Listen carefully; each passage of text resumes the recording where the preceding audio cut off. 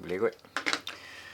Okay, hello guys, Assalamualaikum and welcome back to my video. So last video itu aku dah mention pasal siapa-siapa yang nak tahu pasal cost nak run sebuah dive center kan. Macam okay lah, aku boleh kot buat video pasal tu. Full disclaimer lah, aku bukan owner dive center and aku bukanlah ada share dengan mana-mana dive center lah. Tapi apa yang aku cakap dalam video ni, apa yang aku share Tapi apa yang aku share dalam video kali ni, ini cumalah pengalaman aku sepanjang bekerja dalam diving industry lah. So bila kita bercakap pasal nak run sebuah dive center kan, kita kena faham dua jenis dive center tau. Ini berkaitan dengan facility.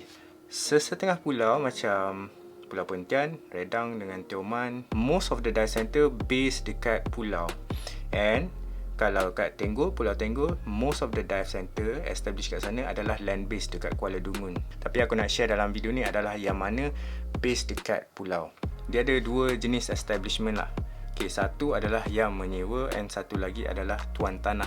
Okay, dia punya sendiri. Tapi yang bagi yang menyewa ini yang aku macam nak share sikit lah. So untuk kadar sewaan bulanan, kebiasaannya dia boleh pergi daripada 2 hingga 5,000 sebulan. Ini adalah rough estimation lah untuk setengah dive center yang menyewa.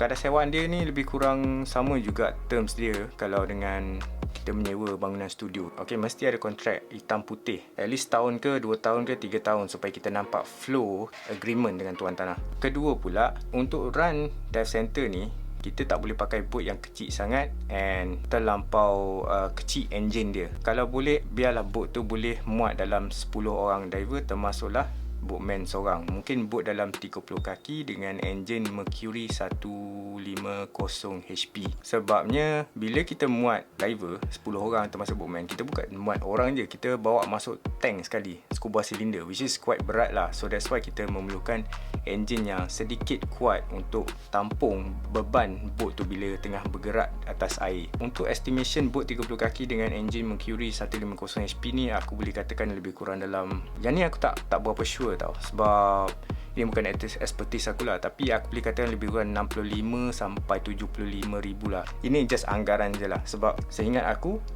engine 150 ni aku rasa lah dia above 45,000 4 stroke. Yang macam Sivos pakai itu yang Yamaha 2 stroke 200 horsepower, yang tu lagi mahal. So exact numbers tu aku tak pasti, tapi range dia lebih kurang macam tu. And then kita bergerak kepada equipment pula. So equipment diving ni, sorry aku nak tengok notes aku.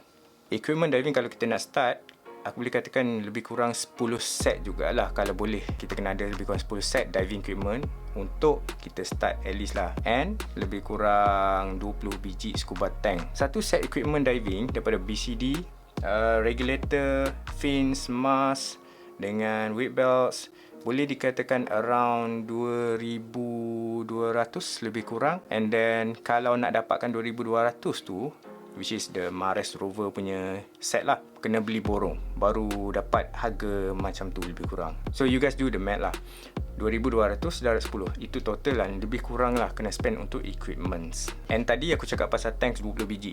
Scuba tank ataupun scuba cylinder ni, dia cost dia dalam 600 lebih.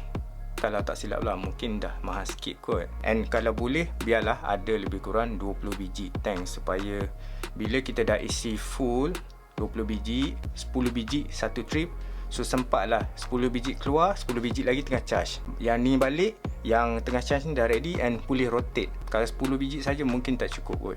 Itu untuk starting lah a small running dive center. So 600 lebih darablah 20 biji, so itu total yang lebih kurang lah dapat. And the next one adalah compressor, diving compressor. Kalau boleh, biarlah compressor tu mampu untuk filling 2 tank sekaligus. Dalam satu masa tu boleh filling 2 tank. Kompresor yang biasa digunakan adalah Cold3 daripada brand Cold3, ada yang daripada Bauer. So compressor tu boleh lebih kurang lah harga dia dalam 25 and above. Itu the rough cost lah. Okay, above 25 lah biasanya. And then on the next part adalah bills, utilities. Okay, let's say lah dekat pulau ni, ini kena explain sikit. Bills biasanya yang kita orang bayar adalah bil air, bil Unify, dengan kalau nak pasang Unify lah, bil elektrik. Bil air confirm akan tinggi punya, sebab kita banyak pakai air untuk basuh equipment, untuk mandi apa semua lah kan. And bil Unify tu, it depends lah berapa package mana yang ambil, yang dah ambil. Tapi bil elektrik ni sedikit berbeza. Kalau dive center tu dia ada running electricity. So itu lain lah. Okay, sebab dia orang pakai electricity tu, so dia orang boleh hidupkan semua alatan elektrik dengan kompresor sekali pakai elektrik daripada TMB. Tapi kalau data center tu running generator macam CVOS Diver, aku pernah buat video pasal ni tau. Korang boleh klik link dekat sini. Pasal electricity cost. So itu explain di mana bil elektrik agak mahal sebabnya kita orang terpaksa beli petrol untuk generate api. Yalah, sebab generator dia pakai petrol and kadang-kadang ataupun diesel untuk generate electricity. So itu sedikit berbeza lah. And then selain daripada tu macam stationaries and gadgets lah, macam TV untuk student tengok video ataupun all the printers, kertas apa semua tu korang boleh fikir sendiri lah berapa boleh habis. And last sekali adalah pasal maintenance. So maintenance lah yang paling penting dalam aspek running a dive center. The cost to maintain all those stuff sangat-sangat tinggi. Contohnya kompresor, dia ada minyak kompresor, dia ada yang filter dia. Lepas tu boat lagi kena maintain. Minyak silinder boat, spark plug, kena cat balik body tiap-tiap tahun. Canopy kena tukar maybe every 4 or 5 years sebab canopy tu dah lama makin buruk, makin terkoyak sebab duduk panas hujan. Nak maintain scuba equipments lagi, all the small pieces, benda-benda macam dam valve, seat dalam regulator. Lepas tu banyak aku nak explain pun memang dia panjang sangat. Aku takut panjang sangat video ni, so sorry setakat tu lah. And selain pada tu, kena fikir jugalah macam dekat dapur pun ada barang-barang dia kan, macam dapur gas. Lepas tu gas tu sendiri, beras apa semua kan. Sebab kalau nak ikutkan nak makan tiap-tiap hari dekat kedai tak mampu sebab dekat pulau ni biasanya mahal. So kenalah standby untuk makan barang basah, barang kering. So kena masak sendiri lah. So all in all, memang owner dive center ni memang dia akan menanggung banyak cost lah. So overall this is a very short video and then aku cuma share apa yang aku tahulah. Okay, ini bukan pengalaman aku sebagai owner dive center, tapi daripada bekerja dalam industri scuba diving ni and berkawan rapat dengan ramai orang jugalah. Running a dive center ni bukan task yang mudah. Bila kita bercakap tentang generate profit tu, to be honest with you guys lah, aku secara jujur lah, buat business snorkeling lagi cepat nak dapatkan ROI tu, return of investment. Less things need to be maintained. Yang kena maintain cuma equipment snorkeling, barang-barang macam boat untuk pergi keluar snorkeling macam boat dengan engine lah. Less, banyak lagi less. Itu semua just rough estimation lah, lebih kurang. Tapi for sure I tell you straight away, memang at least 200,000 tu memang kena ada cash ready. Okay, kalau nak start business dive center, tak perlu start besar-besar, boleh start